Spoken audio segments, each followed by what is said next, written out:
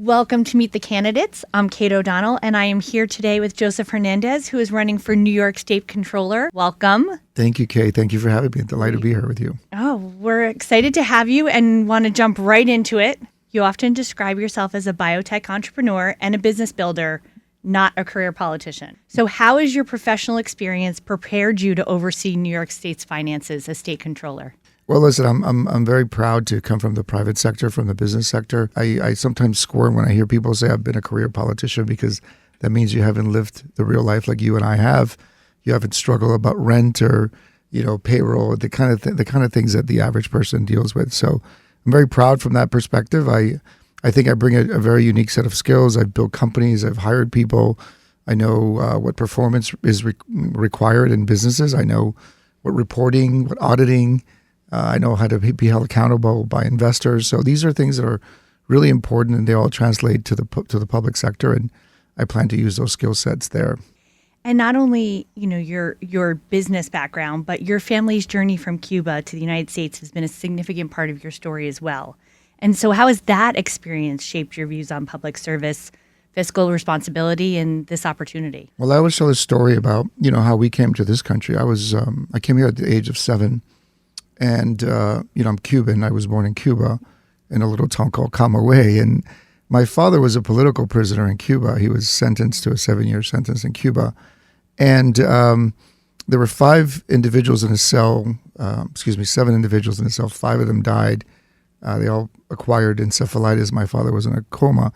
And then right around the 1980s, when the Mariel Boatlift was happening, Fidel was purging his prisons of political prisoners. So we were able to leave the island. My father, my 2 sisters, my brother, and I boarded a shrimping boat, if you can believe that. We crossed the Florida Straits in a storm. It's almost like a movie. Yeah. We landed in Naval Station Key West, and our life began. And my father started from nothing. He started washing dishes. My mother cleaned houses. But they taught us to love America, to work hard, to get educated. The reason I'm running is to pay back this amazing society that gave me and my family and my kids so much. So you're campaigning on the need for change. Yeah. Why do you believe New York needs a state comptroller at this time? Well, if you look at the historical aspects of this role, so this role was constituted in the Constitution in 1847 because there was massive corruption at the executive level, at the legislative level in the state of New York. And luckily, the founders of New York realized that we needed a third-party individual that would oversee the finances of the state, that would really play an apolitical role, elected by the voters. But it was intended to be the last gate, yes or no, before a dollar left the coffers of the state. From my perspective, that role is so important. I believe that you need somebody who's got a really good moral compass, somebody that really has the best interest of the taxpayers in mind, and make decisions that are in the best interest of not only the current taxpayers, but also the future generations of New Yorkers. And I intend to uphold that standard. So you are the Republican candidate. What message are you hoping resonates with voters across New York, including those who may not traditionally support your party? Yeah, look, I think this particular role is apolitical in the sense that everybody wants fiscal responsibility. Everybody wants oversight, whether you agree with policies or not. You want to make sure that the dollars that are allocated are appropriately used. You want to make sure that there's no fraud and abuse in the system. This role is supposed to be the guardian of the taxpayer, and it's supposed to be an apolitical role. I intend to run the office as such. If there's fraud and abuse, it doesn't matter whether you have an R or a D to your name. I'm going to hold you accountable. I think the role is really transcends political affiliation, and that's the way I intend to run it. So you've pledged to restore fiscal discipline and eliminate wasteful spending. What are the first 3 reforms you would pursue if elected? Well, we have a plan that we're effectively lining up the details around and really assembling the people that would execute to this plan. But the first thing is, a lot of people don't know this, but the pension fund, which is one of the largest pools of capital in the world, it's a $300 billion pool of capital that can move markets. That's money that belongs to the pensioners. These are individuals that gave their lives to the state. These are the individuals that skipped Christmases, they skip their kids' birthdays to work and provide services to the residents of the state. So that money is their money. And the purpose of the comptroller is to make sure that that capital is allocated in a responsible way to make sure they get good returns using fiduciary responsibility to deploy that capital to make sure they get good returns so that they retire in a reasonable and justified way, and that we honor the commitments that we made to them about making sure that we took care of them in their latter years of life. And also, it's important for the taxpayers, because if we don't get good returns on the fund, the taxpayers have to make up the difference. My intent is to build an in-house investment team to make sure we get the best possible returns, to make sure that there's no political filters that are currently being used to make investments. Right now, the current comptroller uses ideological, geopolitical filters to make investments. I will remove all those. The only reason we will make an investment, the only justification will be internal rate of return, to make sure we get the best possible returns for our investors, which in this case are the pensioners and the taxpayers of the state. So we're going to run that fund like a professional fund. The other thing we're going to do is we're going to root out fraud and abuse. We have rampant fraud and abuse in the state. We have the largest Medicaid budget in the nation. I'm going to build an in-house team that we're calling the Fraud Strike Team.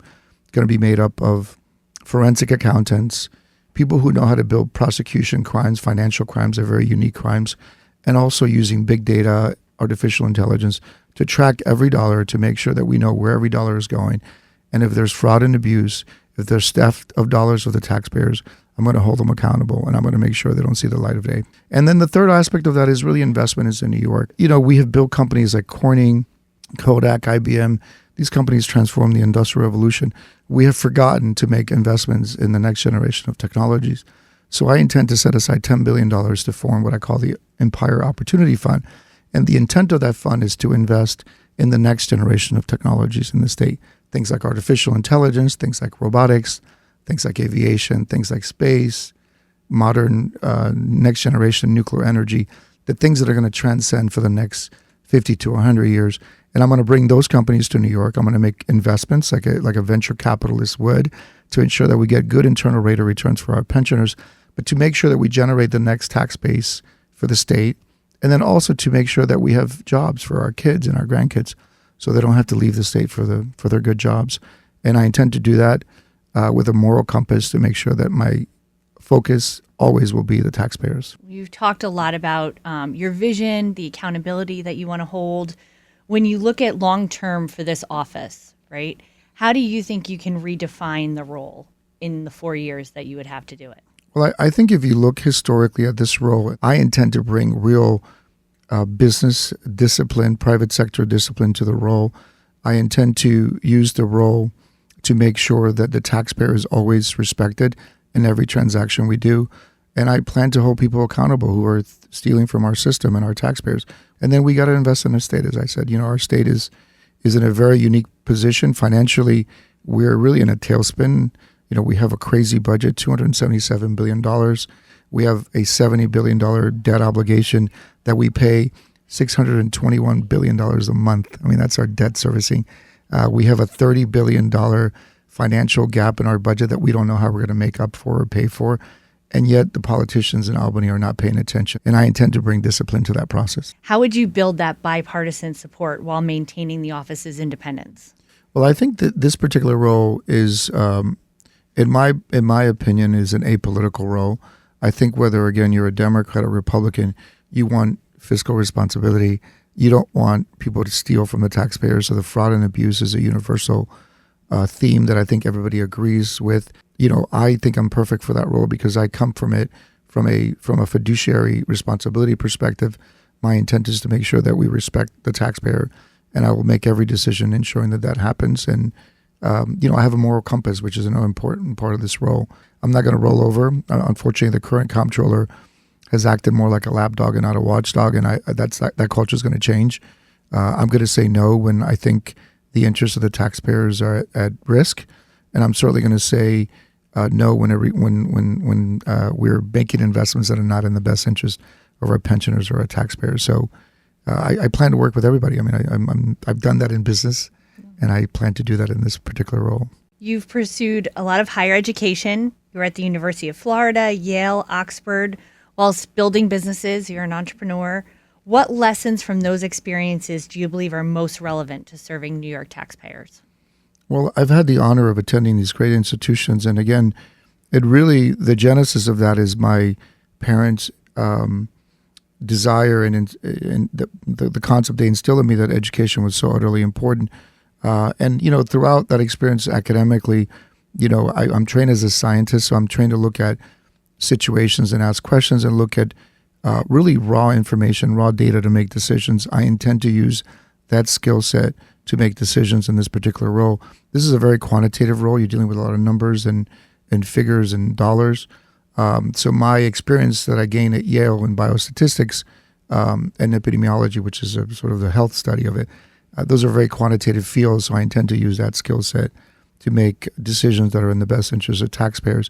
And then at Oxford, I learned global health, which is really, you know, how we roll out complex systems and healthcare. So I have a lot of experience in healthcare. I made my career in biotechnology and pharmaceuticals, so I understand that very well. And of course, you know, our Medicaid budget is one of the largest in the nations. We need to make the right decisions there. We need to make sure that we oversee and audit those systems incredibly well. And I have the background to do that. And at the end of the day, again, these decisions are supposed to be based on just analytical reasoning, and I intend to use those skill sets to make those decisions that are, again, in the best interest of the taxpayers. So if voters could remember just one message about your campaign before Election Day, when they go to the polls, what would you want it to be? I want voters to understand that I'm doing this because I love this country. I love the state. I'm doing it because I need to pay back the great debt that I have to this country and to the state who made me as an individual, but also to make sure that we are fiscally responsible about the future of the state, that we make the right decisions for our taxpayers, for our pensioners, and that ultimately we do not put politics on the financial side of the questions, because this benefits or hurts all of us as citizens of the state. And I would argue that there's a new watchdog coming. This is a real watchdog, not a lapdog. If you look ahead 4 years, what specific accomplishments would you hope New Yorkers would point to as evidence of your administration that they made a positive difference? Well, I think if we get our financial house in order, I think if we are good stewards of the capital that we have and that we manage for the pensioners, if we improve the returns of that fund, then I think that that's going to be a benefit. I think if we are able to remove fraud and abuse to some extent out of the system and give that money back to the taxpayers, I think that would be a success. And I think ultimately, if we create an environment where the next generation of companies can establish here, build here, and create jobs for our residents, and then I would consider my 4 years a success, and I'll be happy to go back to the private sector and return to do what I love to do. So as voters go to the polls in November, what is the one thing that's going to distinguish you from your opponent? Well, I would argue it's my competence, and it's my track record of building companies, from the very beginning. I mean, most of my companies are built out of technologies. I build teams. I know how to build teams. I know how to raise capital. I brought these companies public. I know how the public markets work. I know how investors think. I know how to get really good returns for my investors. And ultimately, I know how to do that, again, using a moral compass and ensuring that integrity is always part of those decision-making points. And I intend to use those skill sets again for this role. And I hope that's what the voters think about me as they go to make a decision. Thank you so much for joining us today. Again, I'm here with Joseph Hernandez, who's running for state comptroller in New York, and we wish you luck in November. Thank you so much for having me. What a great pleasure. And thank you. You too.